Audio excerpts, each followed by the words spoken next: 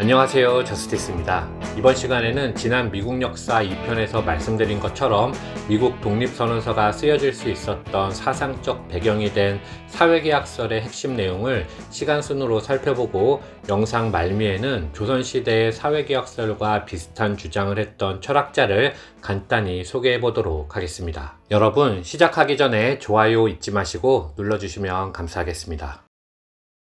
1651년 영국의 철학자 홉스가 사회계약이 국가의 기원이라 주장한 리바이어던을 출간하였습니다. 그의 주장은 중세 왕권 신수설을 벗어나 오늘날 우리가 알고 있는 국가 이론의 출발점이 되기 때문에 상당히 중요한데요. 그의 주장을 요약해보면 이렇습니다. 자연 상태의 인간은 평등하고 능력 차이도 그리 크지 않습니다. 그리고 의식주를 비롯하여 대체적으로 비슷한 욕망과 희망을 품고 살아가지요. 그런데 한정된 재화를 가지고 각자의 목적을 달성하기 위하여 경쟁은 필연이 될 수밖에 없었고, 그런 이유로 전쟁도 발생하기 때문에 그대로 두면 이 상태를 막을 수가 없다는 것입니다.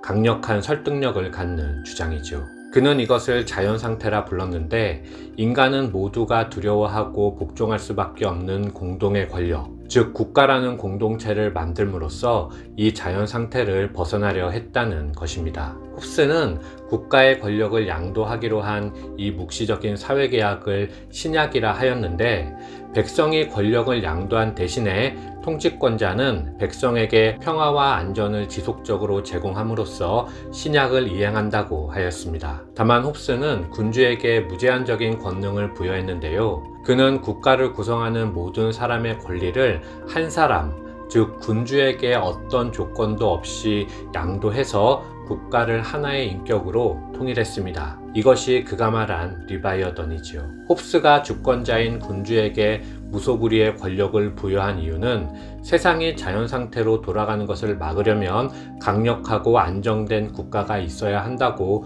믿었기 때문입니다. 이런 관점에서 보면 홉스는 전제군주제를 옹호한 인물로 볼 수 있는데, 아이러니한 것은 당시 군주들은 그의 국가이론을 반기지 않았다는 것입니다. 그 이유는 그가 안전과 평화를 보장하지 못하는 군주는 폐위하고 새로운 군주를 세우는 것이 인민의 권리라 주장했기 때문이었습니다. 왕권을 신으로부터 부여받았다고 생각했던 당시 군주들이 홉스의 주장을 받아들일 수 없었던 것은 당연했죠.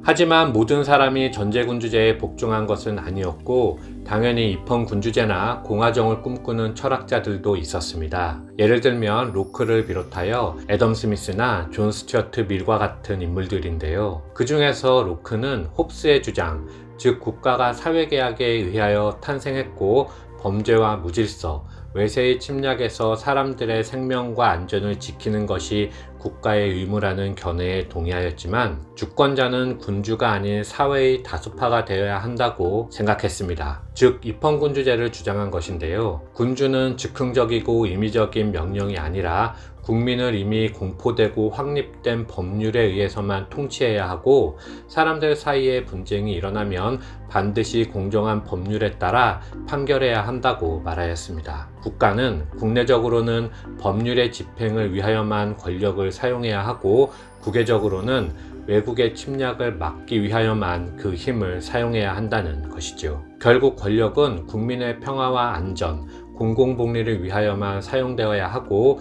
그 이외의 목적으로는 사용하지 못하도록 제한해야 한다는 결론에 이릅니다. 이와 같은 로크의 생각이 1688년 영국 명예혁명과 1776년 미국 독립선언서에 영향을 준 것으로 알려져 있습니다. 시간상 제일 늦게 활동한 루소는 위의 두 사람보다 훨씬 더 급진적인 사회계약을 주장한 인물입니다. 그는 국가가 개인의 자유를 빼앗을 경우 사회계약을 파기할 수 있다고 주장함으로써 국가의 해체 또는 혁명의 가능성을 사회계약론에 적용하였습니다. 루소는 자유는 인간의 본성이기 때문에 자유로운 개인이 없으면 국가의 주권도 성립하지 않는다고 생각하였습니다. 로크가 법치주의를 강조하는 데 그친 반면에 루소는 정부가 법치주의를 위반하는 경우에는 인민이 정부를 무너뜨릴 수 있다고 주장하였지요. 그는 자신의 논리를 뒷받침하기 위해서 국가와 정부를 엄격히 구분하였는데, 정부는 국가와 주권자인 국민을 연결하는 중개인에 지나지 않기 때문에 대리자에 불과한 정부가 국민의 자유를 부당하게 침해하면 사회계약이 파기되고 국가가 해체되면서 다른 국가가 생성된다고 말하였습니다. 그의 사상은 1789년 프랑스 대혁명에 영향을 준 것으로 알려져 있습니다. 이번 시간에는 17세기 영국 철학자 홉스와 로크를 거쳐 18세기 프랑스 철학자 루소로 이어지는 사회계약설의 발전 과정에 대해서 간략히 살펴보았습니다. 다만 저는 홉스와 로크, 루소의 책을 직접 읽은 것이 아니라 그들의 생각을 소개한 책을 다시 요약한 것이기 때문에 이 영상에 올린 말들이 반드시 옳다고만은 할 수 없을 것 같습니다. 따라서 혹시 틀린 부분이 있어서 댓글로 지적해 주시면 감사하겠습니다. 마지막으로 우리나라에서 이와 비슷한 생각을 한 철학자 한 분을 간략히 소개하며 영상을 마칠까 하는데요. 바로 이분입니다. 조선의 정약용은 탕론에서 무도한 하의 거랑을 멸하고 은을 세운 탕왕을 변호하면서 역성혁명, 즉 왕조 교체의 정당성을 주장한 바 있고, 원목에서는 백성으로부터 추대된 왕이 그 역할을 다하지 못할 경우 인민에 의하여 교체될 수 있다며 유럽의 사회계약설과 비슷한 주장을 한 바 있었습니다. 이상 마치고 다음 시간에는 다시 19세기 후반 미국의 역사로 돌아오도록 하겠습니다. 감사합니다.